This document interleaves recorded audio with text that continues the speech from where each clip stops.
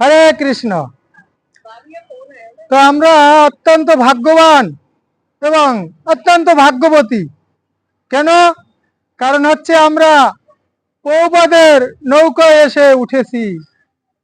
তো পৌপাদ এই যে নৌকা তৈরি করেছেন, পৌপাদের এই একটি নৌকায় সারা পৃথিবীর লোক বাস করতে পারে। তো আপনারা এই যে দর্শন করছেন, এখানে অনেক আমাদের মাতাজি ভক্তরা রয়েছে। তো ওনাদের বাড়ি সবার এক জায়গায় নয়, ওনাদের এক একজনের এক এক জায়গায় বাড়ি। কেউর বাড়ি সাউথ মহারাষ্ট্র, কেউর বাড়ি পাঞ্জাব, কেউর বাড়ি গুজরাট। কিন্তু আমরা সবাই একসাথে, আমরা এই বিজয়বাড়া অন্ধ্রপ্রদেশ রয়েছি এখন বর্তমানে। আমরা সবাই একসাথে আমাদের ভগবান জগন্নাথ দেবের সেবা করছি। তো আমরা একসাথে এখানে যে ভগবানের আমরা সেবা করছি, তো এভাবে তো সবার সেই সৌভাগ্য হয় না একসাথে মন্দিরে এসে জগন্নাথের সেবা করা।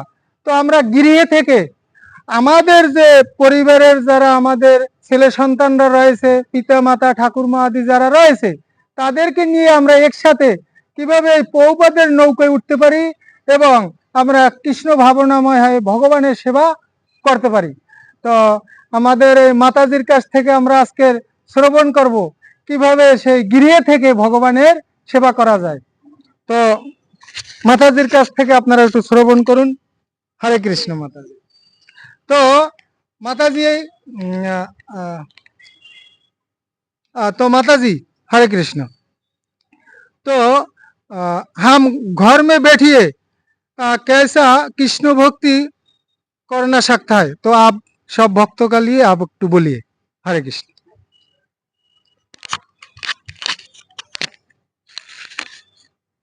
हरे कृष्णा प्रभु जी।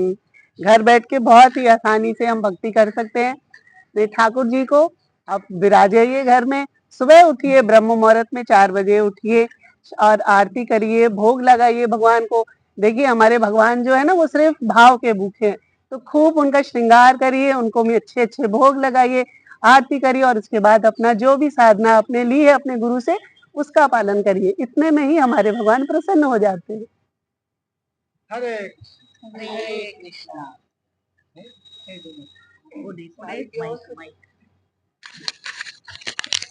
হরে কৃষ্ণ।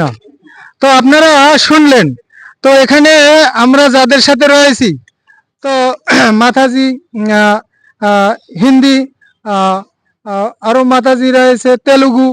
তো এখানে আমরা একই সাথে রয়েছি, বাঙালি, তেলুগু, গুজরাটি, সব ভক্ত একসাথে।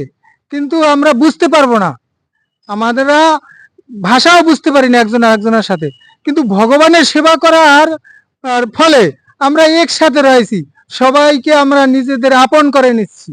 এই হলো কৃষ্ণ ভক্তির মাধুর্য, কৃষ্ণ ভক্তির ফল। হরে কৃষ্ণ।